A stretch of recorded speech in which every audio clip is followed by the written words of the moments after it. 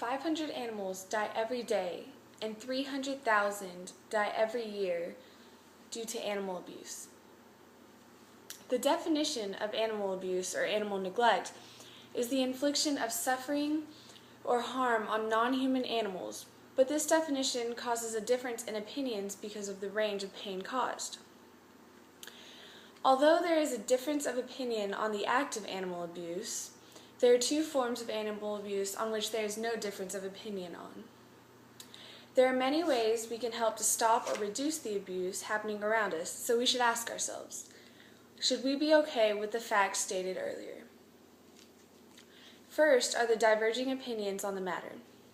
Overall, there are two major positions on the matter, the positions of animal welfare and of animal rights theorists.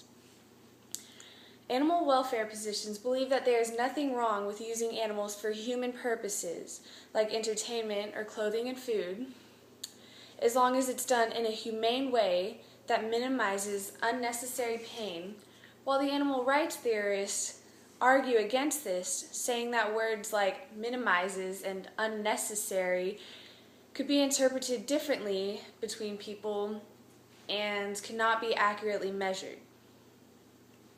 Although opinions are different on animal abuse, opinions are more narrowly different in how animals are abused or killed rather than why.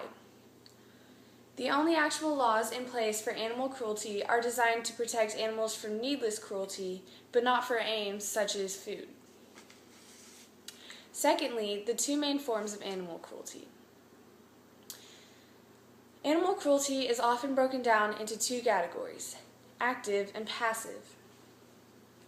Passive cruelty is when the cruelty is a lack of action rather than the action itself, such as starvation and dehydration, inadequate shelter, and failure to seek veterinary care when necessary.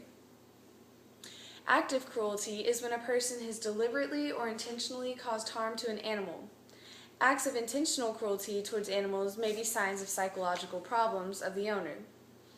Animal cruelty has also been an issue in filmmaking, but this is not always known or seen. YouTube has also recently been criticized for hosting videos with animal cruelty. Next are the psychological problems that come with abuse. The FBI has found that animal abuse is a trait regularly found in serial killers. It is highly likely for women and children to be threatened by batterers using animal abuse because facts show that more families in America have pets than children.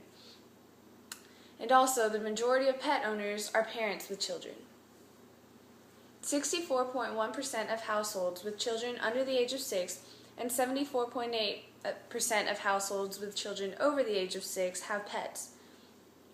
At least 70% of pet-owning women seeking shelter at safe houses have reported that their partner had either hurt or killed pets. Lastly are the ways we can help this matter. There are many ways to help reduce the number of deaths of animals due to animal abuse. One very well-known organization is the ASPCA. The organization was founded to help provide effective means for the protection of cruelty to animals throughout the United States. They help to provide for these animals by rescuing the animals and working to pass humane laws and share their resources. You can help in working with the ASPCA by either donating online, locating a shelter near you, or adopting. Although the ASPCA is a very well-known organization to provide for abused or mistreated animals, they are not the only way you can help. Animal abuse can be found in many ways and forms, and there are differences of opinions on the matter, and there are also many ways it can be helped.